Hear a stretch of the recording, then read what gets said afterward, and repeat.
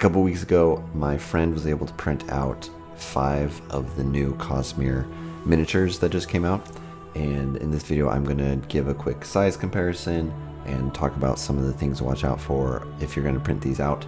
So let's head over to my hobby desk and check it out. First of all, welcome to anyone who's new to this channel. I am Josh, and I talk about anything that's Cosmere and miniature related. That includes painting minis, that includes diorama making, and wargaming within the Cosmere. That's kind of what's going on back here, painting up some Alethi heavy infantry. But today we're talking about these STL files.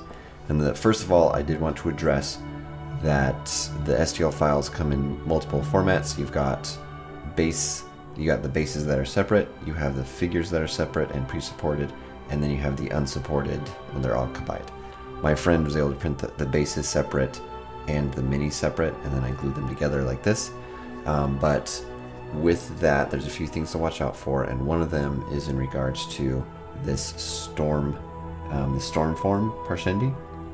As you can see, I have a few different prints of her, and one of the things, I'll go over to the STL file here.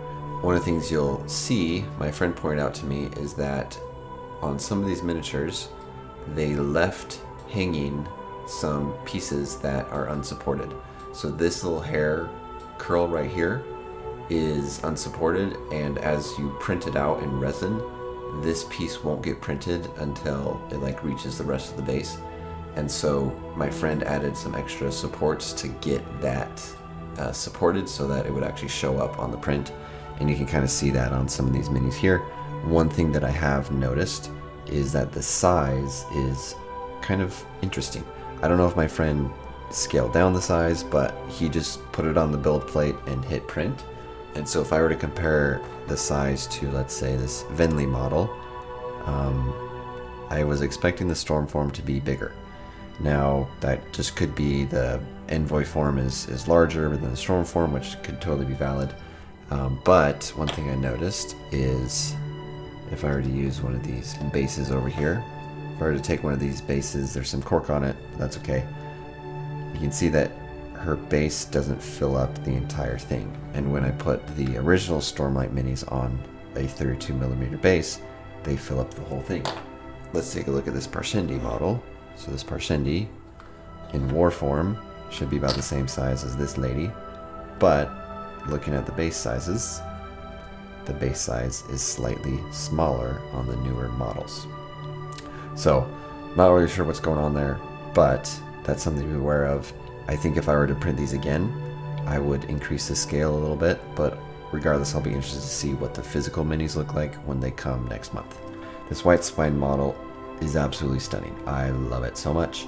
My friend had to take a few different attempts at it. As you see back here, I think we took 3 attempts. And some of the spikes on here are very sharp and very brittle.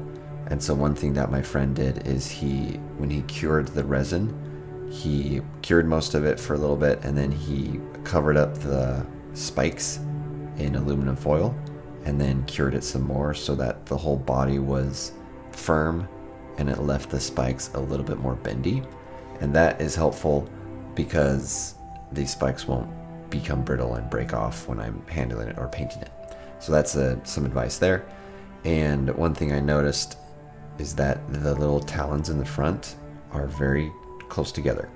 I was expecting them to look more like the visuals where they're split like that, but just the way that the print had to go, I guess they had to keep the claws together.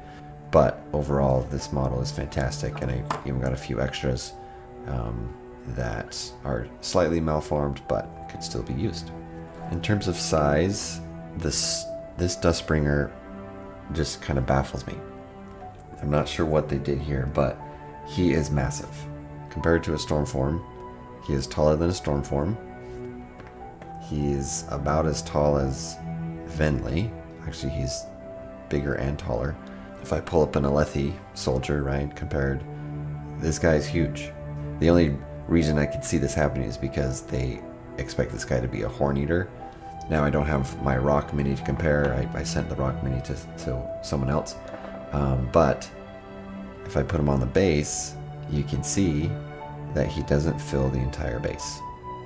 So he's bigger than usual than the other Stormlight minis, and his base is smaller, and it just really gives a weird impression having him on such a tiny base for such a big model. Again, I'll be interested to see what the physical minis look like when they arrive, especially this guy. But if you do print this guy off, I'd recommend enlarging the base so that it kind of fits better, because the base just looks way too dinky for a guy so large. And maybe even scale him down if you don't want a Horneater Dustbringer. Scale this guy down. Speaking of supports, the Axehound. I actually have a few different Axehounds in here. It was one of the hardest minis to print.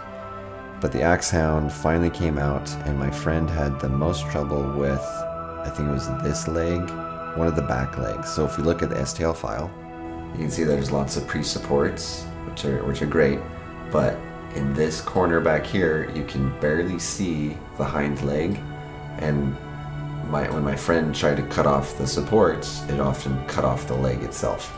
As I said, it's one of the smallest ones, and you can print a lot of them, which is what we did. The last one that I had printed out was the Magnified One, and this is probably my favorite out of the bunch. This guy came out fantastically. I mean, look at that carapace. So good. It looks fantastic. Very excited to paint this guy. I'm probably going to try out contrast paint on him to see if I can get a good feel for him. But I'll put out a tutorial if I do that. So overall, these minis are fantastic. If you print these out, I would definitely look at scaling up the Parshendi, making her slightly bigger, and scaling down the Dustbringer to shrink him a little bit. If you are going to print out multiple of these beasts or multiple of these adversaries, one thing that I saw on Discord that could be really helpful is mirroring the file so that you have slightly different position of the people as you print them out. Thanks for tuning in. Be sure to subscribe, like, do whatever the YouTube stuff is. I'm hoping to get some tutorials out of some of these new miniatures as I paint them up, so take a look and watch out for that. See you next time.